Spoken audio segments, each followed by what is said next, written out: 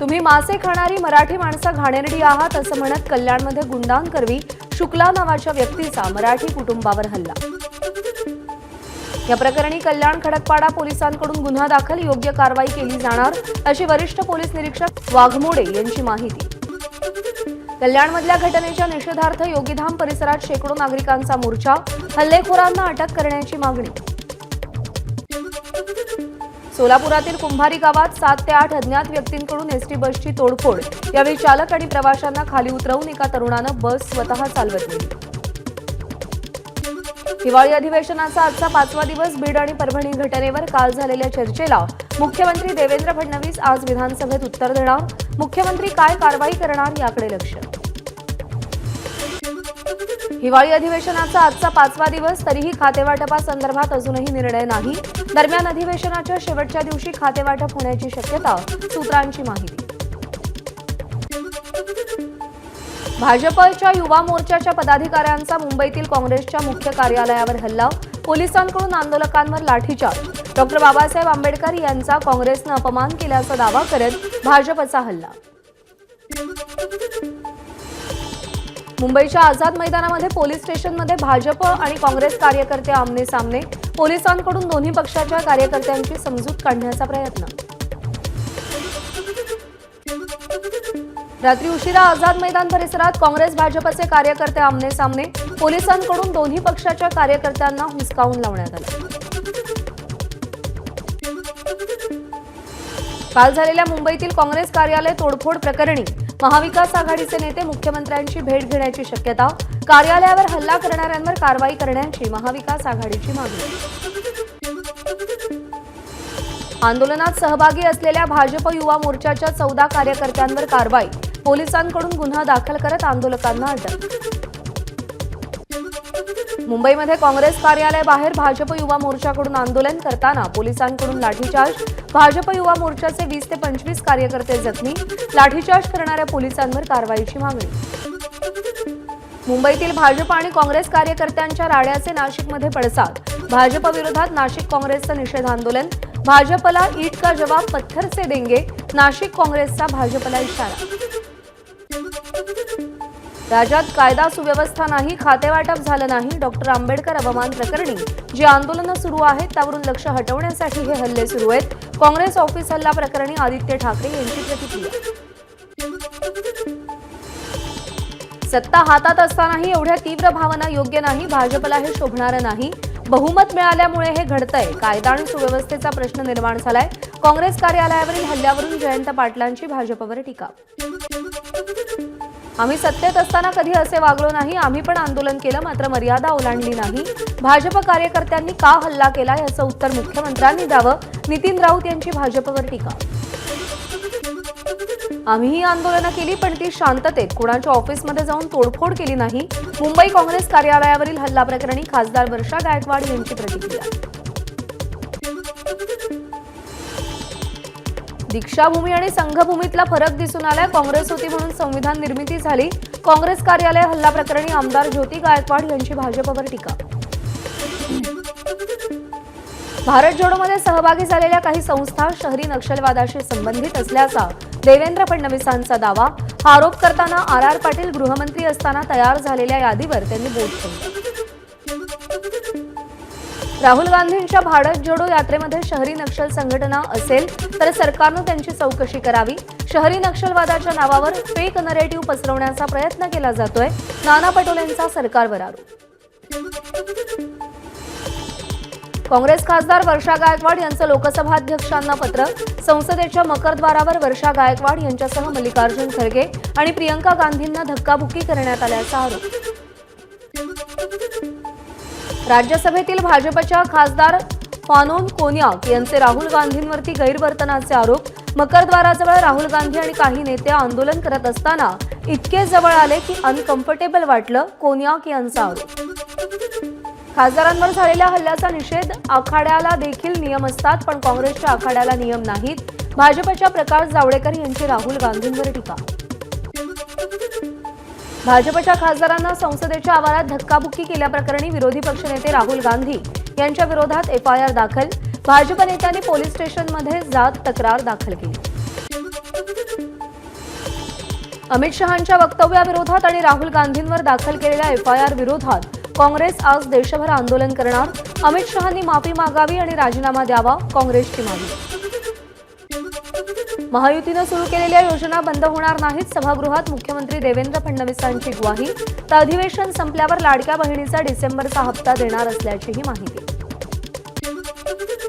एकाही पात्र असलेल्या लाडक्या बहिणीच्या खात्यामध्ये जाणारे पैसे बंद होणार नाहीत, हा त्यांचा लाडक्या भावाचा शब्द.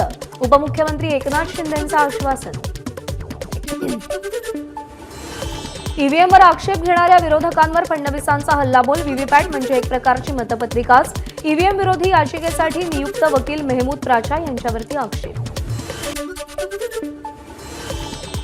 निवडणूक आयोगावर आरोप करणं म्हणजे संविधानावर अविश्वास. मुख्यमंत्री देवेंद्र फडणवीसांचं वक्तव्य. संविधानिक संस्थांच्या विरोधात वातावरण निर्मिती करण्याचं काम सुरू असल्याचा मुख्यमंत्र्यांचा आरोप.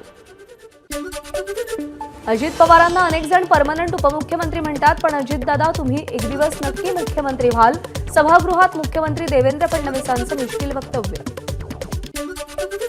महाराष्ट्र नंबर 1 होता आणि नंबर 1च राहणार. मुख्यमंत्री देवेंद्र फडणवीसांचं वक्तव्य. राज्यात 3,48,030 कोटींची गुंतवणूक आल्याची मुख्यमंत्र्यांची माहिती. राज्याचं अर्थसंकल्पीय अधिवेशन 3 मार्चपासून मुंबईत. मंत्रिमंडळ बैठकीत निर्णय. मंत्रिमंडळ बैठकीत पुरवणी मागण्यांना मंजुरी. 35,000 कोटींच्या पुरवणी मागण्यांना मंजुरी. यवतमाळ आणि वाशिमच्या महिलांनी उपमुख्यमंत्री एकनाथ शिंदेंची भेट घेतली. भावना गवळींना मंत्रिमंडळात स्थान देण्याची मागणी केली. धनंजय मुंडे मंत्रिपदावर असेपर्यंत वाल्मिक कराड याच्यावर निष्पक्ष कारवाई होणार नाही. जितेंद्र आव्हाडांचं वक्तव्य. मुंडेंच्या राजीनाम्याचीही मागणी केली. कांद्यावरील 20% निर्यात शुल्क तातडीनं रद्द करा. उपमुख्यमंत्री अजित पवार यांची पियुष गोयल यांच्याकडे पत्र लिहून मागणी. शेतकऱ्यांच्या कांद्याला चांगला दर मिळून त्यांचं नुकसान टाळण्यासाठी 20% निर्यात शुल्क हटवण्याची मागणी.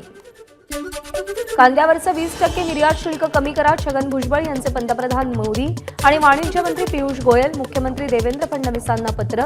कांद्याच्या दरातील चढउतारही पत्रात दाखवले. अहिल्यानगरच्या नेप्ती उपबाजार समितीमध्ये 1,25,000 कांदा गोण्यांची आवक वाढल्यानं 5,000पर्यंत गेलेला भाव 3,000वर आला. मरणाआधी आणि मरणानंतरही छळ झाला. दोषींवर कठोर कारवाई झालीच पाहिजे. न्यायालयीन कोठडीत मृत्यू झालेल्या सोमनाथ सूर्यवंशीच्या कुटुंबियांची कारवाईसाठी हाक. परभणीतील आंदोलनात सहभागी होत कुटुंबियांची मागणी. मस्साजोगचे सरपंच संतोष देशमुख हत्या प्रकरणी आरोपी विष्णू चाटेला 9 दिवसांची पोलीस कोठडी. सरपंच संतोष देशमुखांच्या अंगावरती एकूण 56 जखमा असल्याचं अहवालातून समोर. त्यांच्या पाठीवर सर्वाधिक मुकामार असल्याची माहिती. परभणीच्या जिंतूरमध्ये सरपंच संतोष देशमुख हत्या प्रकरणी आसूड मोर्चा. प्रचंड घोषणाबाजी करत आरोपीवर कडक कार्यवाहीची मागणी. मस्साजोगचे सरपंच संतोष देशमुखांच्या हत्या प्रकरणाचा नांदेडमध्ये सकल मराठा समाजाकडून निषेध. हत्येची चौकशी निष्पक्षपणे व्हावी यासाठी जिल्हाधिकाऱ्यांना निवेदन दिलं. पुण्यातील लोहगाव आंतरराष्ट्रीय विमानतळाला तुकोबांचं नाव देण्याची शिफारस. उपमुख्यमंत्री अजित पवारांनी विधानसभेत माहिती दिली. जगद्गुरू तुकाराम महाराज आंतरराष्ट्रीय विमानतळाचं नामकरण करण्याची शिफारस. नीलकमल बोट अपघात प्रकरणाची नेव्हीकडूनही चौकशी होणार. नेव्हीकडून या अपघाताची चौकशी करण्यासाठी समितीची स्थापना. मुंबईतल्या बोट दुर्घटनेमध्ये मृतांचा आकडा वाढला. मृतांचा आकडा आता 14वर. हंसाराम भाटी असं मृत व्यक्तीचं नाव. मुंबईतील एलिफंटा बोट दुर्घटनेनंतर प्रशासन खडबडून जागं. अलिबागच्या मांडवा जेट्टीवर पर्यटकांची सुरक्षा वाढवली.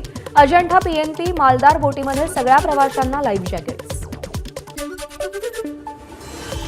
कुर्ला बेस्ट बस अपघातामध्ये आणखी एका व्यक्तीचा मृत्यू. अपघातातील मृतांची संख्या 9वर. 22 वर्षीय मेहताब शेख यांचा उपचारादरम्यान मृत्यू. मुंब्रा दिवा प्रभाग समितीमधील अनधिकृत बांधकामाविरोधात भाजपच्या वतीनं ठिय्या आंदोलन. अनधिकृत बांधकामाला अभय देणाऱ्यांच्या विरोधात जानेवारी महिन्यामध्ये महानगरपालिकेवर विराट मोर्चा काढण्याचा इशारा.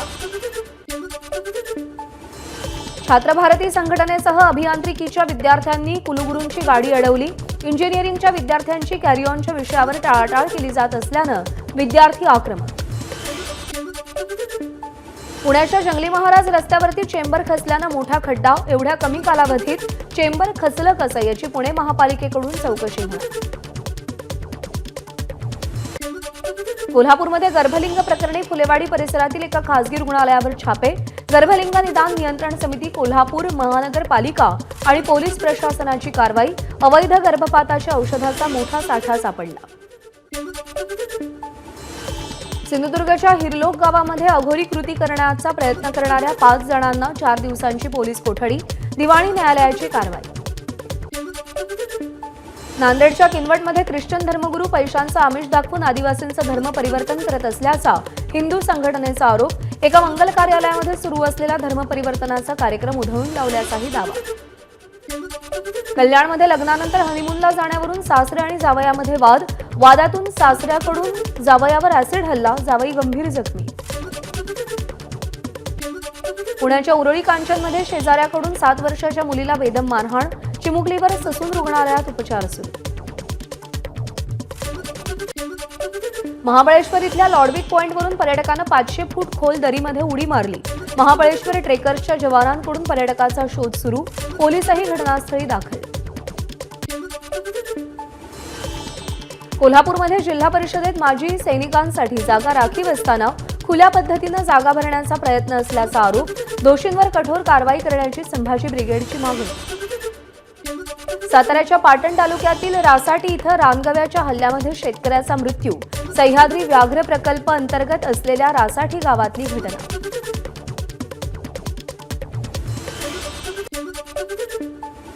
राज्यसभा सभापती जगदीप धनखड यांच्या विरोधातील अविश्वास प्रस्ताव उपसभापतींनी फेटाळला. विरोधी पक्षानं अविश्वास प्रस्ताव दाखल केला होता. भाजप अध्यक्ष जे.पी. नड्डा यांनी केंद्रीय गृहमंत्री अमित शहांची भेट घेतली. अमित शहांच्या निवासस्थानी झालेल्या या भेटीमध्ये पक्षाच्या पुढच्या रणनीतीवर चर्चा झाल्याची माहिती.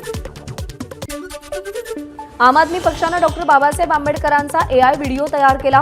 या व्हिडिओमध्ये डॉक्टर बाबासाहेब आंबेडकर केजरीवाल यांना आशीर्वाद देत असल्याचं दाखवण्यात आलं. दिल्लीमध्ये वर्षभर फटाके फोडण्यावर बंदी. आतिशी सरकारचा आदेश. दिवाळीतच नव्हे तर लग्नाच्या मुहूर्तावरही दिल्लीत कोणी फटाके फोडताना आढळल्यास त्याला कायदेशीर कारवाईला सामोरं जावं लागेल. आफ्रिकेतील युगांडा आणि काँगो देशांमध्ये एका विचित्र व्हायरसचा धुमाकूळ. डिंगाडिंगा या व्हायरसचा सर्वाधिक धोका स्त्रिया आणि लहान मुलांना. या व्हायरसमुळे शरीरावरचं नियंत्रण सुटून चालण्यामध्ये अडचणी येतात. जम्मू काश्मीरच्या कुलगाम जिल्ह्यामध्ये सुरक्षा दल आणि दहशतवाद्यांमध्ये चकमक. 5 दहशतवादी ठार तर सुरक्षा दलाचे 2 जवान जखमी. पाकिस्तानच्या बॅलिस्टिक क्षेपणास्त्र कार्यक्रमात योगदान दिल्याबद्दल अमेरिकेनं 4 पाकिस्तानी संस्थांवर बंदी घातली. यामध्ये प्रमुख सरकारी संरक्षण एजन्सी, नॅशनल डेव्हलपमेंट कॉम्प्लेक्स आणि इतर 3 कराची आधारित खासगी कंपन्यांचा समावेश आहे. अमेरिकेचे नवनिर्वाचित अध्यक्ष डोनाल्ड ट्रम्प यांनी लुक बदलला. ट्रम्प यांनी पांढरा टी-शर्ट आणि काळ्या रंगाची पॅन्ट घातली असून हेअरस्टाईल सुद्धा बदलली आहे. सोशल मीडियावर त्यांच्या नव्या लुकचा व्हिडिओ व्हायरल. फेब्रुवारी-मार्चमध्ये होणारी चॅम्पियन्स ट्रॉफी स्पर्धेसाठी हायब्रिड मॉडेलला मंजुरी. भारतीय संघाचे सामने पाकिस्तानऐवजी तटस्थ ठिकाणी खेळवले जाणार. आयसीसीनं घोषणा केली. 2028 पर्यंतच्या सगळ्या स्पर्धा हायब्रिड मॉडेलनंच खेळवल्या जातील. क्रिकेटमधून रविचंद्रन अश्विननं निवृत्ती जाहीर केल्यानंतर मायदेशात परतला. चेन्नईमध्ये अश्विनचं जोरदार स्वागत झालं. Video viral. जवान प्रेम दिग्दर्शक ॲटली आणि सलमान खान एकत्र येणार. सलमान खानसोबत एक ॲक्शन थ्रिलर चित्रपट तयार करणार असल्याची ॲटलीची माहिती.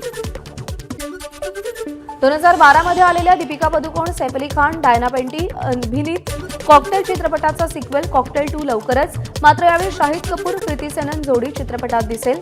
निर्माता दिनेश विजन यांची माहिती. एबीपी माझा, उघडा डोळे बघा नीट.